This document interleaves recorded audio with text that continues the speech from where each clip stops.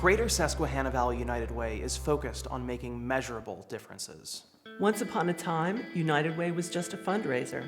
Now it's so much more. Hi, I'm Justin. And I'm Kyle. We support United Way because we know that donations go to places that need it the most and are truly helping people. As charitable donors, we have a lot of options. But United Way is unique.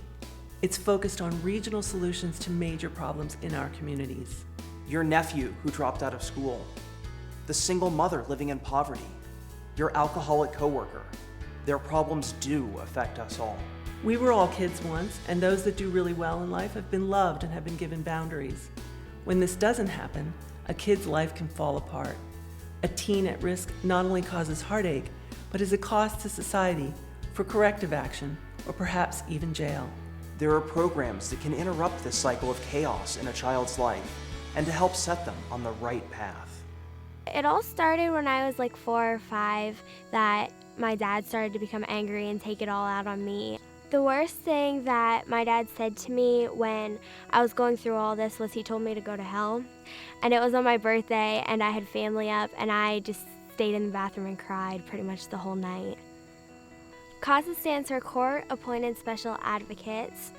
I had meetings with my CASA person and I'd tell her what was going on and how I felt about all of that, and then she'd speak about it in court for me.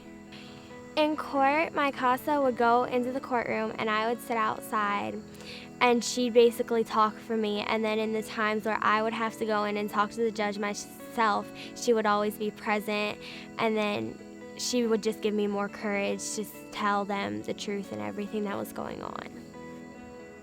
I'm very grateful for the CASA program because without it, I probably wouldn't be where I am now.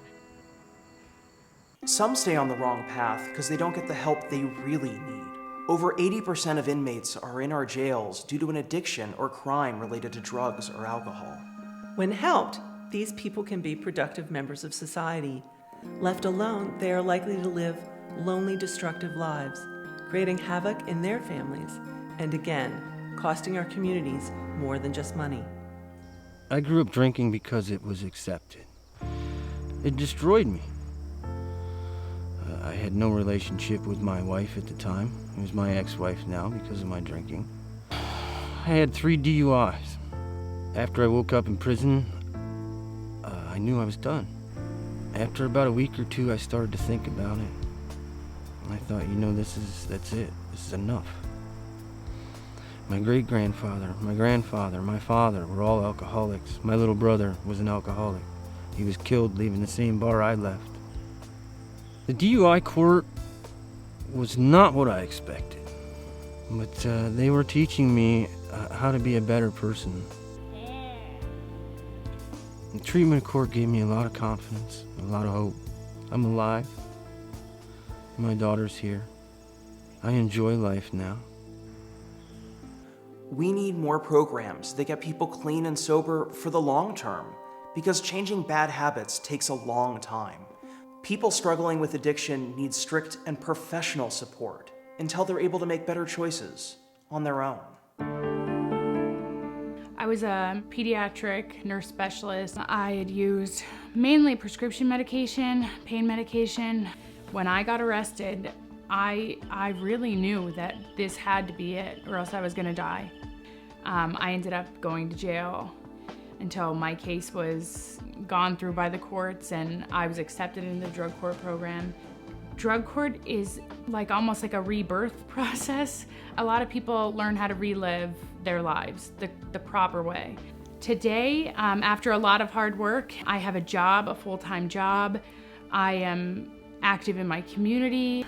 I spend a lot of time with my son. If I'm not working, we are basically inseparable. Love you. Instead of judging others regarding addiction, let's find solutions to help these addicts help themselves. Their lives and the lives of others close to them are hanging in the balance. When we're not accepted by others for who we are, most of us can agree it's truly hurtful. Nobody wants to be judged. Our area may not look diverse, but we are. We have differences in faith, cultural background, sexual orientation, developmental abilities, age, and gender. We're all different, But to focus on those differences in a negative way is divisive. In the extreme, a lack of tolerance for people who are different can have devastating consequences. Brandon was a distinguished honor roll student, never missed school. He basically loved life. He loved his music. He loved his violin. He was very talented. In November 2010, Brandon left the house and he walked 7 miles to routes 11 and 15, and he stepped out in front of a tractor trailer and ended his life. He did leave behind a 3-page suicide note, and in the note, he expressed that for the past 5 years, he had been harassed. Brandon was harassed on a daily basis because Brandon was different, and people couldn't accept the fact that he was different, and I think it just drove Brandon to the point that he just couldn't handle it anymore. I think it's up to the parents, the adults, to teach acceptance. It starts with us at home. I'm really hoping that through Brandon's death, that we can get his story out and that kids will come forward if they're feeling the way that Brandon did and seek help.